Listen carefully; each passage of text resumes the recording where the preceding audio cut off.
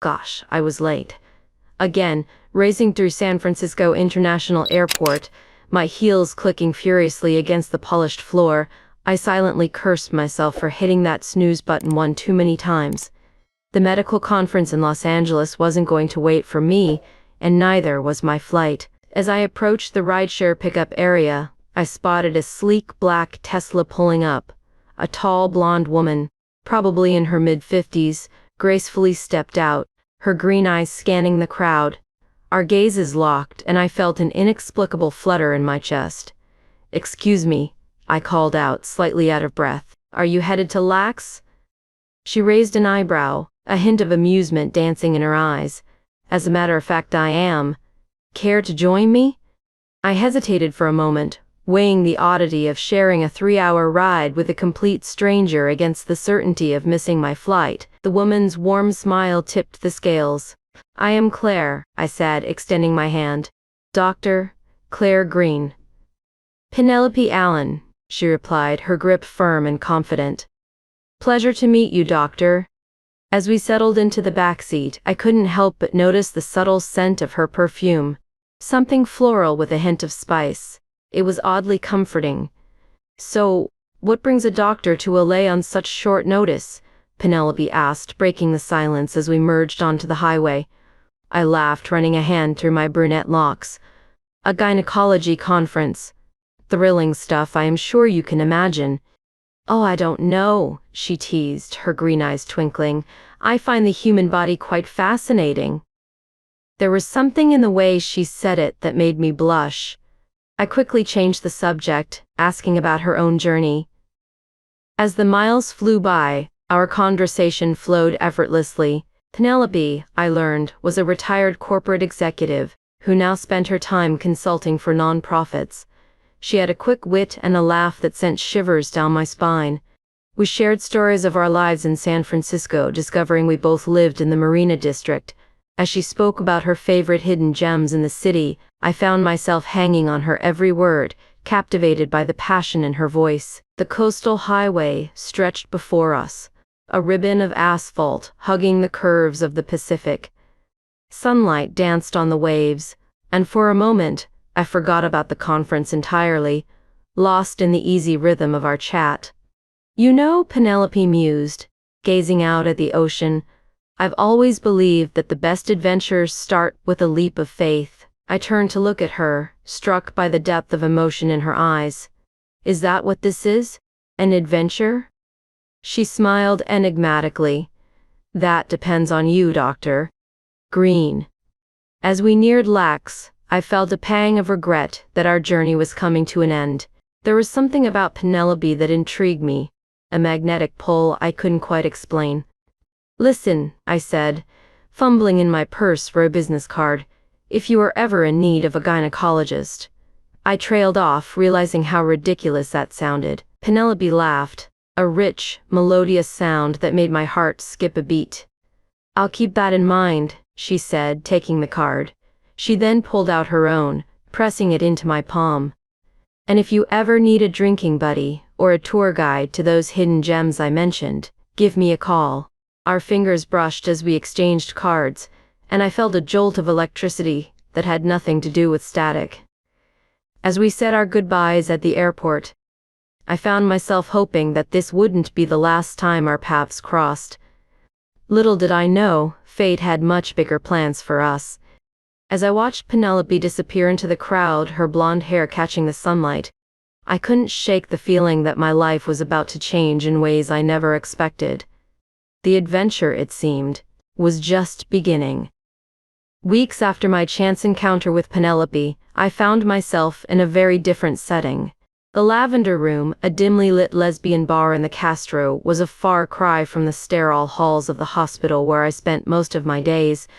But desperate times called for desperate measures, and my mountain of medical school debt wasn't going to pay itself off.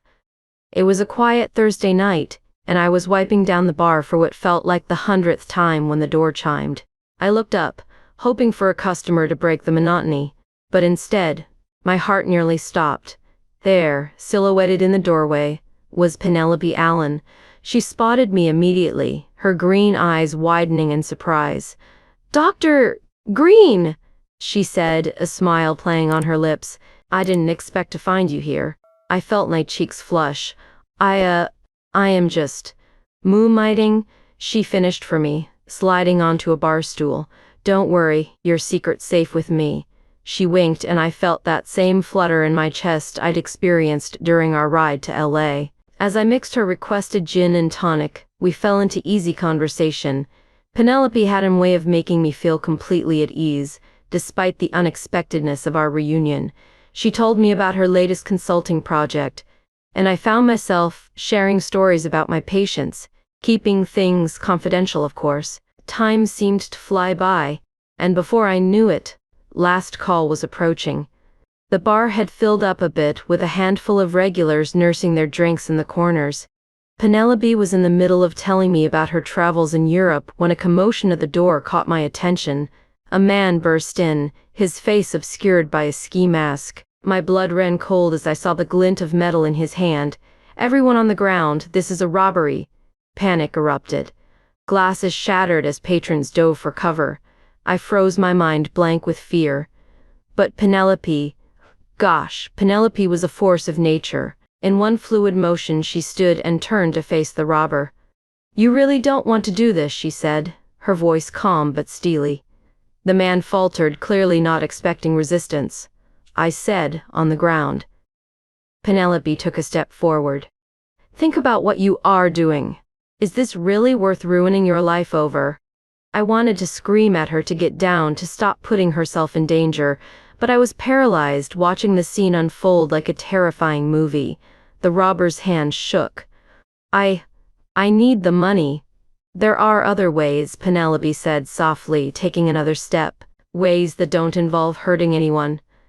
Put the gun down and we can talk about it. For a moment, time seemed to stand still. Then slowly the man lowered the weapon. Penelope closed the distance between them, gently taking the gun and placing it on the bar. As if a spell had been broken, everything burst into motion. Someone had called the police, and soon the bar was filled with flashing lights and uniformed officers. I found myself giving a statement, my hands still shaking. When I finally had a moment to breathe, I looked for Penelope. She was talking to a detective, her posture relaxed as if disarming armed robbers was just another Thursday night for her. As the chaos began to die down, she made her way back to me. Are you all right? She asked, genuine concern in her eyes. I nodded, still in disbelief. How did you do that? Weren't you scared? Penelope smiled, a hint of sadness in her expression. Of course I was scared. But sometimes, you have to be brave even when you are terrified. In that moment, looking at this incredible woman who had just saved not only me but everyone in the bar, I felt something shift inside me. It was more than admiration or gratitude. It was a spark, a beginning of something I couldn't yet name. As we stepped out into the cool San Francisco night, Penelope turned to me. I think we both could use a drink after that. What do you say we find a place that's not, well, a crime scene? I laughed. The tension of the night finally breaking. I know just the place, I said, leading her towards my favorite all-night diner. As we walked, our shoulders brushing, I couldn't help but feel that this night, as terrifying as it had been, was the start of something extraordinary. Little did I know how right I was, or how deeply Penelope Allen would change my life. The neon signs of the city blurred around us, and for a moment, it felt like we were the only two people in the world. And in that moment, I realized I never wanted this night to end. The fluorescent lights of the clinic seemed harsher than usual as I trudged through my morning rounds. My mind kept drifting back to that night at the Lavender Room, to Penelope's bravery, to the way her eyes had sparkled over 3 a.m. pancakes as we talked until dawn.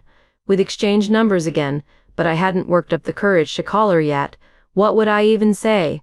Thanks for saving my life. Want to grab coffee? I was so lost in thought that I almost collided with Holly, my head nurse, as I rounded the corner.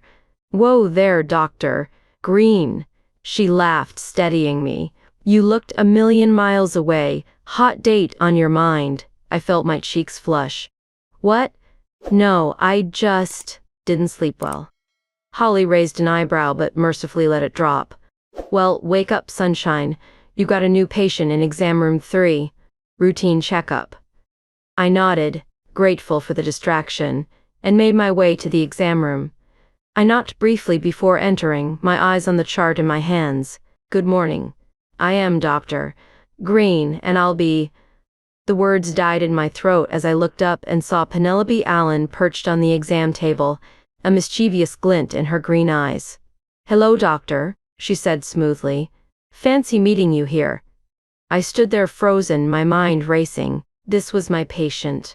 I was her doctor. The ethical implications alone were enough to make my head spin. But underneath the professional panic was a thrill I couldn't quite suppress. Penelope, I managed to say, my voice sounding strangled even to my own ears. I wasn't expecting to see you here, she smiled, and I swear the room got a little brighter. Well, someone did give me their card and suggest I stop by if I ever needed a gynecologist. I felt my face burn even hotter. Right, of course. I cleared my throat, trying to regain some semblance of professionalism. So what brings you in today? As I went through the routine examination, I tried to keep things clinical, detached. But every time our eyes met, I felt that same electric tension from the night at the bar, when my fingers brushed her skin during the breast exam. I could have sworn I heard her breath catch. Everything looks good, I said, my voice slightly hoarse as I finished up. Do you have any questions or concerns? Penelope's gaze held mine, and for a moment, the air between us felt charged with unspoken possibilities. Just one, she said softly. Are you free for dinner tonight? My heart raced. This was crossing a line, wasn't it? But gosh, I wanted to say yes more than I'd wanted anything in a long time. Penelope, I am your doctor. It wouldn't be ethical for me to... She held up a hand, cutting me off. I understand, but I'm only in town for a few more days, and I'd hate to miss the chance to thank you properly for your professional services.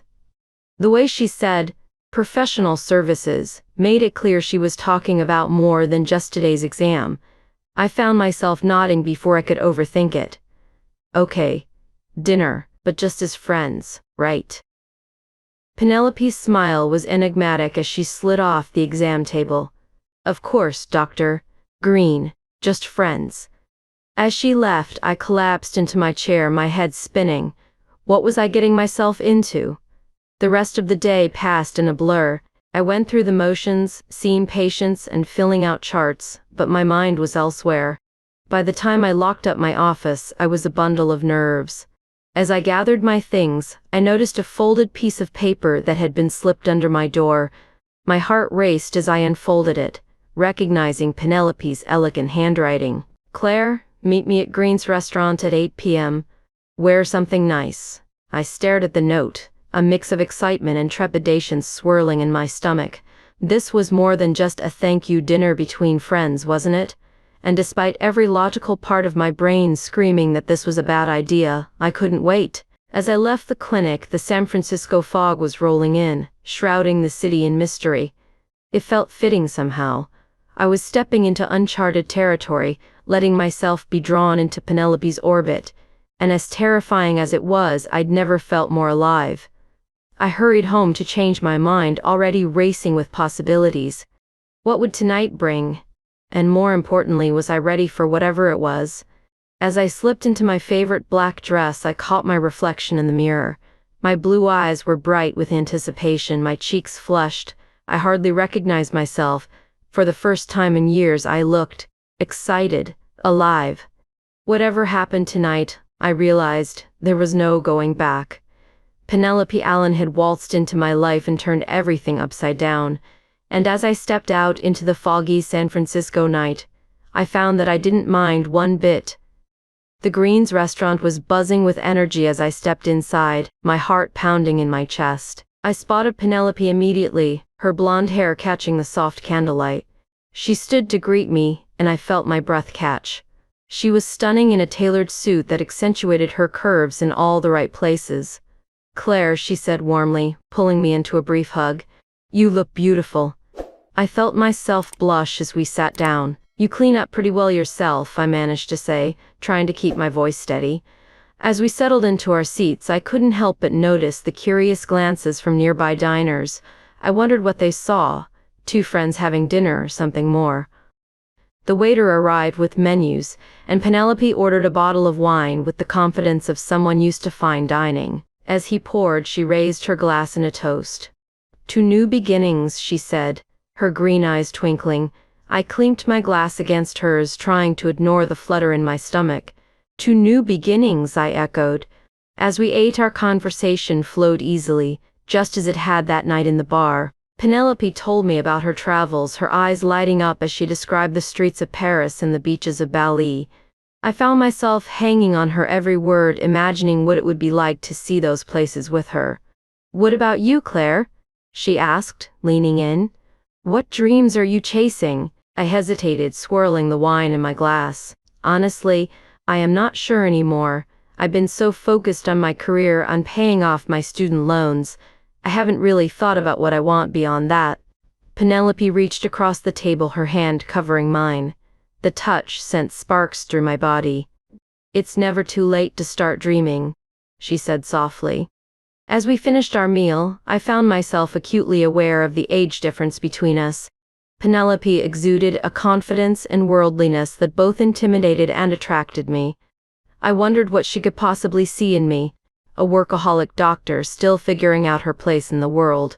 Henny, for your thoughts? Penelope's voice broke through my reverie. I took a deep breath.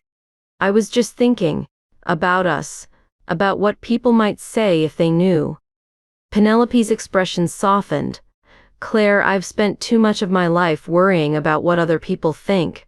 At my age, you learn that happiness is too precious to sacrifice for the sake of appearances. Her words struck a chord in me. I realized that I'd been holding back, not just with Penelope, but in so many aspects of my life, always worried about meeting others' expectations. As we left the restaurant, Penelope suggested a walk. The fog had lifted, revealing a sky full of stars. We strolled along the waterfront, our hands brushing occasionally, sending little jolts of electricity through me each time. We ended up at Land's End, the waves crashing against the cliffs below us. Penelope turned to me, her expression serious in the moonlight. Claire, I need to be honest with you, she said. I'm not looking for a casual fling. I'm too old for games. If we're going to explore this, whatever this is between us, I want it to be real. I felt my heart racing. This was it, the moment of truth. I could walk away now, go back to my safe, predictable life, or I could take a leap into the unknown. I want that too, I whispered, surprising myself with the certainty in my voice. Penelope's smile was radiant. She stepped closer, her hand coming up to cup my cheek. May I kiss you, Dr. Green? I nodded, unable to form words. And then her lips were on mine, soft and insistent. The world fell away, and all I could feel was Penelope, her warmth, her scent, the way her body fit perfectly against mine. When we finally broke apart, both breathless, I felt like I was seeing the world in color for the first time. Penelope rested her forehead against mine, her thumb tracing my lower lip. Wow, I breathed. She chuckled. Wow, oh indeed. As we made our way back to the city, hand in hand, I felt a mix of exhilaration and fear. What would this mean for my career? How would my family react? But looking at Penelope, seeing the joy in her eyes that I knew was mirrored in my own, I realized that some things were worth the risk. Back at my apartment, we shared one more passionate kiss before saying goodnight. As I watched Penelope's cab disappear into the night, I touched my lips, still tingling from her kiss. Whatever challenges lay ahead, I knew one thing for certain: my life would never be the same again. Lying in bed that night, I replayed every moment of our evening together. The way Penelope's eyes crinkled when she laughed, the feel of her hand in mine, the taste of her lips. For the first time in years, I fell asleep with a smile on my face, eager to see what tomorrow would bring. The weeks following that magical night at Land's End were a whirlwind of stolen moments and secret smiles. Penelope and I fell into a rhythm, sneaking lunch dates between my appointments and spending evenings exploring the hidden corners of San Francisco. Each day, I found myself falling deeper, marveling at how perfectly we fit together despite our differences. But as with any secret, the weight of hiding our relationship began to take its toll. I caught myself checking over my shoulder before leaning in for a kiss or tensing up when colleagues asked about my personal life. Penelope, ever perceptive, noticed my unease. "We don't have to hide, you know," she said one evening as we cuddled on my couch, a half-empty bottle of wine on the coffee table. "I am not ashamed of us," I sighed, burying my face in her neck. "It's not that simple. There are ethical considerations, my career." Penelope pulled back, her green eyes searching mine. "Claire, are you happy with me?" "Happier than I've ever been," I answered without hesitation.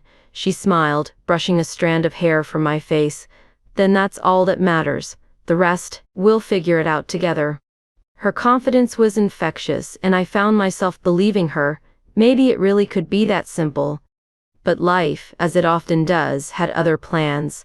It started with a note. I found it slipped under my office door one morning, the paper cheap and the handwriting messy. "Dyke doctors don't belong here. Watch your back." My blood ran cold as I read it, then read it again, hoping I'd somehow misunderstood, but the words remained ugly and threatening. I told myself it was probably just a prank, some immature intern with too much time on their hands. But I couldn't shake the unease that settled over me like a shroud. I didn't tell Penelope. I didn't want to worry her, and part of me hoped that if I ignored it, it would go away. But it didn't. More notes followed, each more vicious than the last.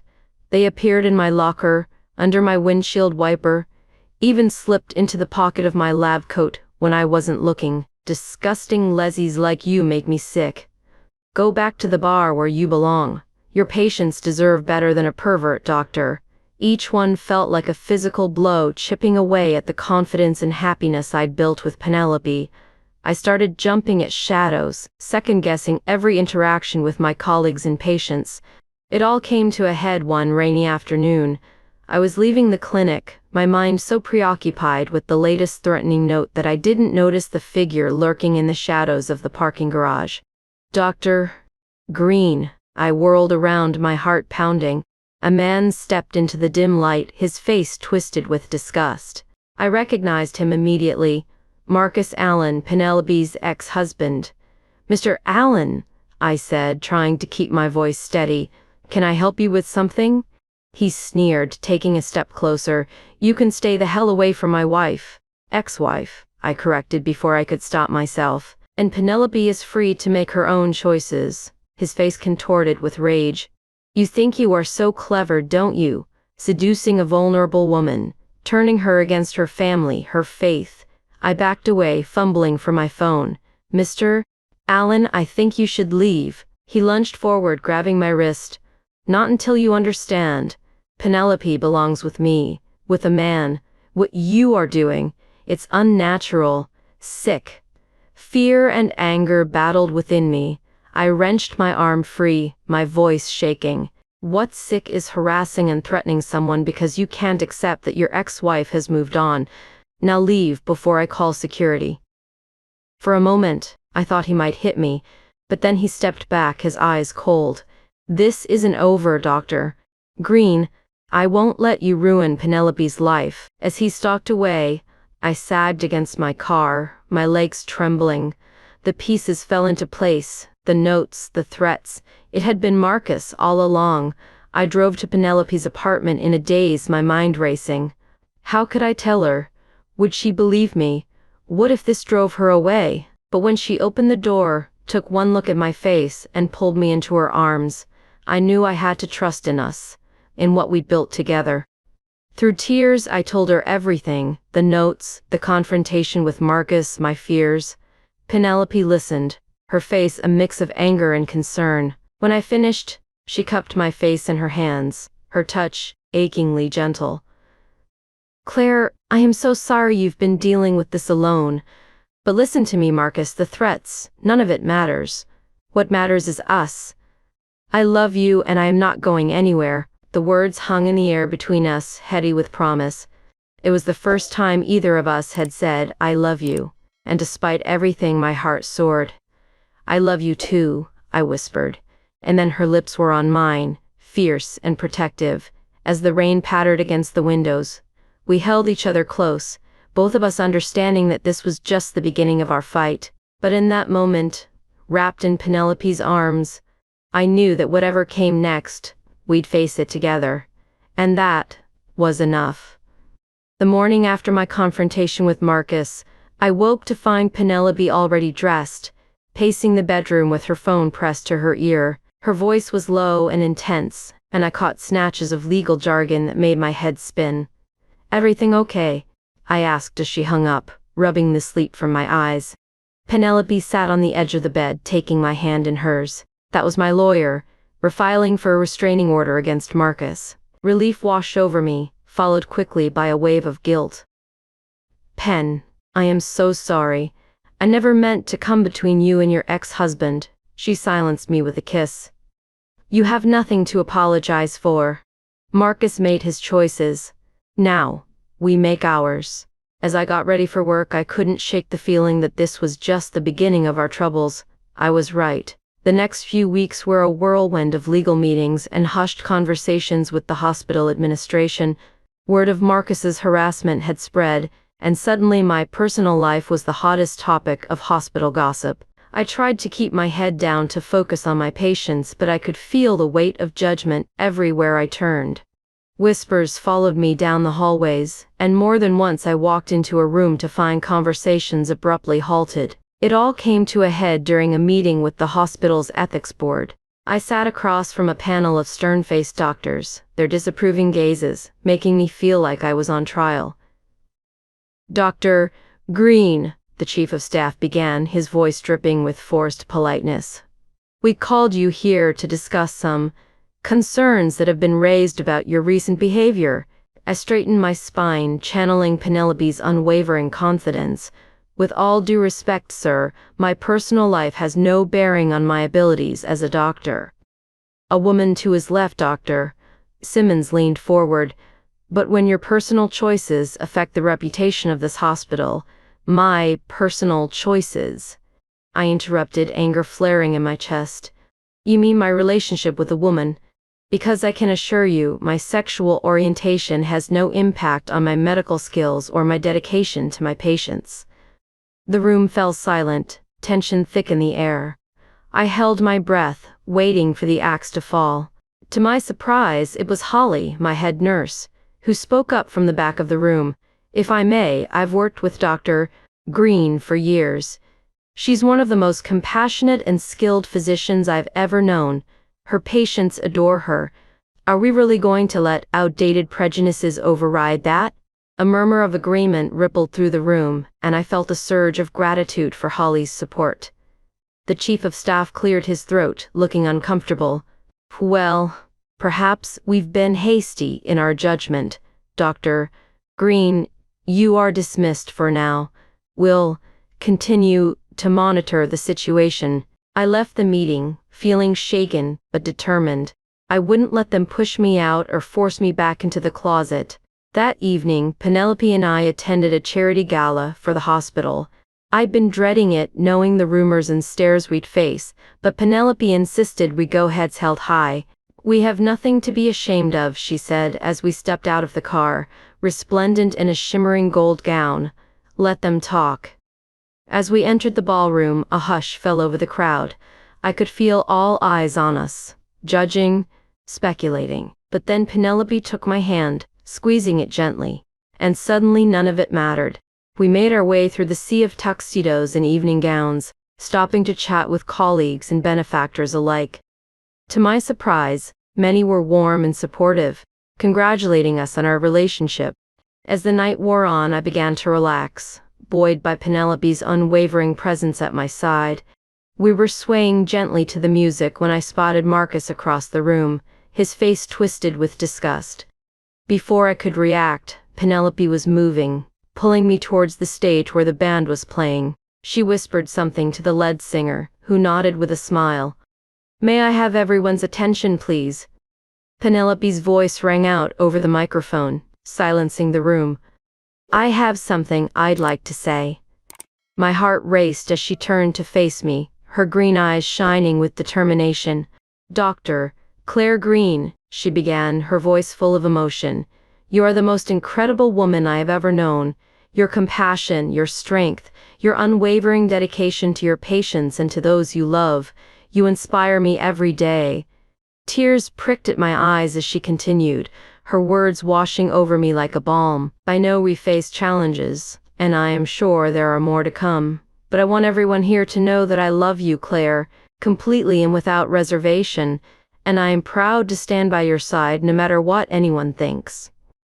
The room erupted in applause, drowning out the few scattered boos and mutters of disapproval. Penelope pulled me close, kissing me deeply, and in that moment I felt invincible. As we broke apart, breathless and grinning, I caught sight of Marcus storming out of the ballroom. But for once I didn't feel fear or shame, I felt only love, and a fierce determination to fight for what we had.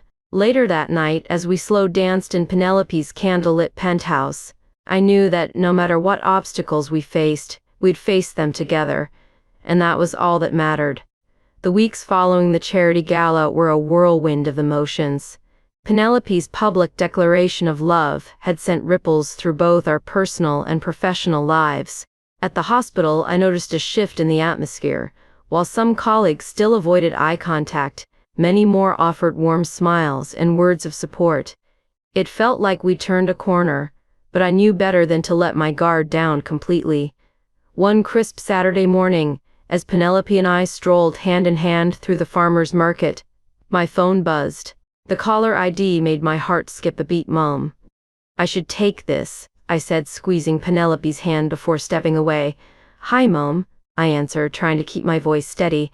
Claire, honey, my mother's voice crackled through the speaker. Your father and I are in town. Surprise. My stomach dropped. Oh, wow. When did you get here? Just now. We're heading to your place. See you in 20. The line went dead before I could respond. I turned to Penelope, panic rising in my chest. My parents are here. They're on their way to my apartment.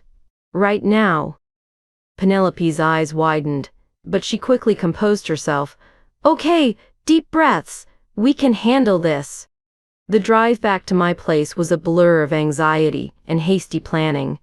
We agreed that Penelope would wait nearby while I talked to my parents alone. It wasn't ideal, but I wasn't ready to spring my relationship on them without warning. I barely had time to straighten up before the doorbell rang. Taking a deep breath, I opened the door to find my parents beaming at me. Surprise! They chorused, enveloping me in a group hug. As we settled in the living room with coffee, I could feel my mother's eyes taking in every detail of my apartment, looking for clues about my life. So, honey, she began, her tone casual but her eyes sharp. How have you been? Any special someone in your life? I took a sip of coffee to buy myself time. Actually, Mom, Dad, there is someone, and it's serious. My father leaned forward, a smile spreading across his face. That's wonderful, sweetie. When do we get to meet him? The moment of truth had arrived. I set down my mug, my hands trembling slightly. It's not a him, Dad. Her name is Penelope, and I love her. The silence that followed was deafening. My mother's face went through a kaleidoscope of emotions: shock, confusion, disappointment. My father just stared, his expression unreadable. Is this why you've been so distant lately? My mother finally asked, her voice barely above a whisper. I nodded, tears pricking at my eyes. I wanted to tell you, but I was scared. I didn't know how you'd react. My father cleared his throat. How long have you known? I've always known, Dad. I just didn't have the courage to admit it even to myself until I met Penelope. Another heavy silence fell. I could see my parents struggling to process this revelation, to reconcile the daughter they thought they knew with the woman sitting before them now. I think we need some air, my mother said abruptly, standing up. We'll talk more later. As they left, I collapsed onto the couch, emotionally drained. I texted Penelope, who arrived minutes later, wrapping me in a comforting embrace. They didn't take it well. I mumbled into her shoulder. Penelope stroked my hair. Give them time. It's a lot to process. The rest of the day passed in a haze of worry and what-ifs. As evening fell, Penelope suggested we take a walk to clear our heads. We ended up at Fisherman's Wharf, the salty sea air, and the chatter of tourists providing a welcome distraction. As we leaned against the railing watching the sunset paint the sky in brilliant oranges and pinks, I spotted two familiar figures approaching. "Mom! Dad!" I called out surprised. They walked up to us looking sheepish. My mother's eyes were red-rimmed, and my father seemed to have aged years in just a few hours. "We've been walking around all day talking," my father began, "and we realized something. We love you, Claire, no matter what." My mother stepped forward, taking my hands in hers. "We may not understand everything right now, but we want to try. Can you introduce us to Penelope?" Tears of relief sprang to my eyes as I turned to Penelope. "Mom, Dad, this is Penelope, the woman I love." Penelope stepped forward, extending her hand. "It's a pleasure to meet you both. I've heard so much about you." As my parents shook Penelope's hand, albeit a bit stiffly, I felt a weight lift from my shoulders. It wasn't perfect, but it was a start. Overcome with emotion, I pulled Penelope close and kissed her right there in front of my parents and all of Fisherman's Wharf. As our lips met, I heard my mother's sharp intake of breath, but I didn't care. This was who I was, who we were, and I was done hiding. When we broke apart, I saw a mix of emotions on my parents' faces. Discomfort, yes, but also a glimmer of understanding. My father even managed a small smile. "Well," he said, clearing his throat, "how about dinner? I think we all have a lot to talk about," as we walked towards a nearby restaurant. Penelope's hand in mine and my parents following close behind, I felt a sense of peace wash over me. The road ahead might be bumpy, but for the first time, I felt like I could truly be myself with the people I loved most in the world. That night, as Penelope and I lay tangled in each other's arms, the moonlight streaming through the window, I felt a sense of completeness I'd never known before. Whatever challenges lay ahead, I knew we'd face them together, stronger than ever. Months flew by in a whirlwind of love and newfound acceptance. Penelope and I had settled into a comfortable rhythm, our lives intertwining in ways I never thought possible. The hospital had become a safe haven, with most of my colleagues rallying around us after witnessing our love story unfold.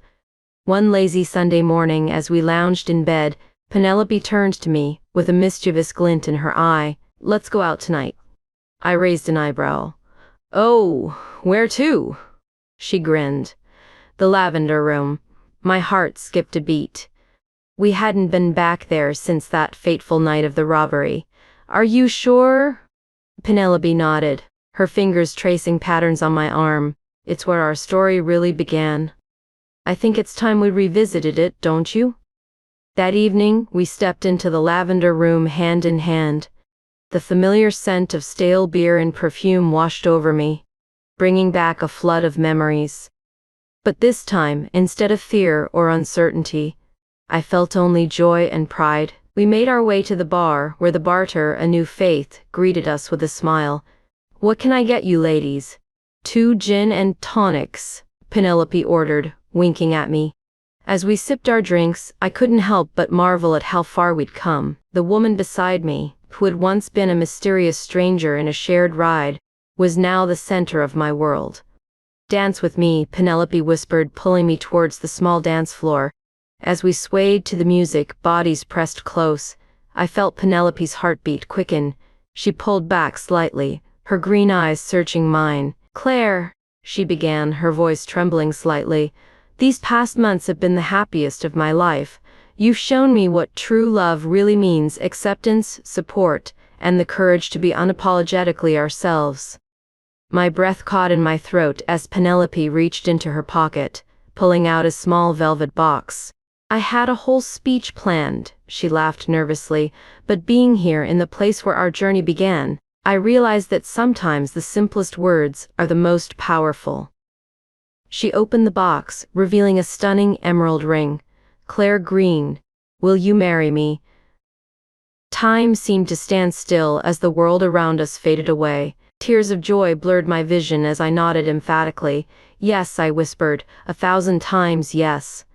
Penelope slipped the ring onto my finger, and as our lips met in a passionate kiss, the bar erupted in cheers and applause. We broke apart, laughing and crying, to find ourselves surrounded by well-wishers, including Holly and several of my hospital colleagues who had become regulars at the Lavender Room. As the night wore on, we celebrated with friends old and new, our hearts full of love and hope for the future. When we finally stepped out into the cool San Francisco night, Penelope pulled me close. How about we recreate our first kiss? She suggested, a twinkle in her eye. Hand in hand we made our way to Land's End. The moon hung low over the Pacific, casting a silver path across the water. As we stood at the spot where we had first acknowledged our feelings, I felt a sense of coming full circle.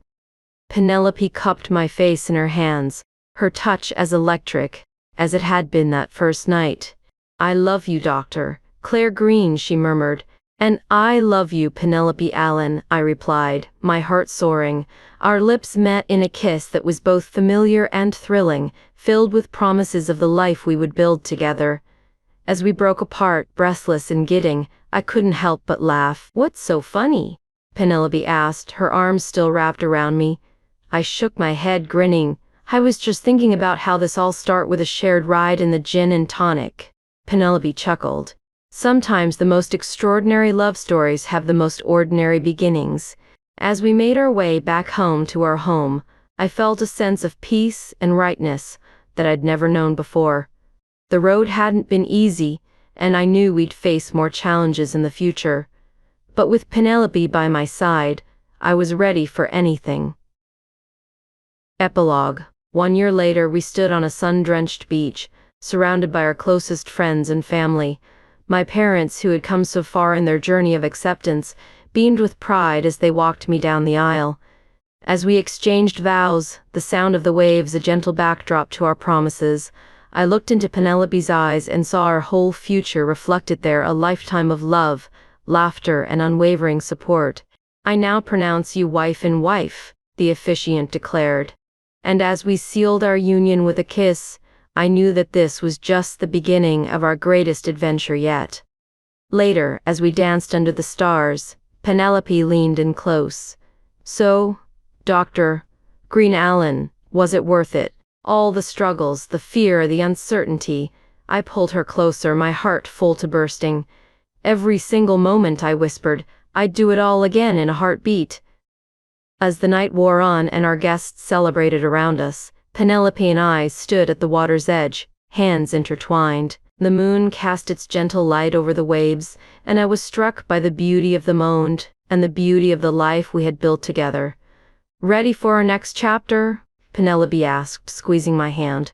I smiled, feeling the weight of my wedding ring a perfect match to my engagement ring on my finger. With you, always. And as we walked back to join our loved ones, I knew that, whatever the future held, we would face it together, two hearts beating as one, in a love story that was only just beginning.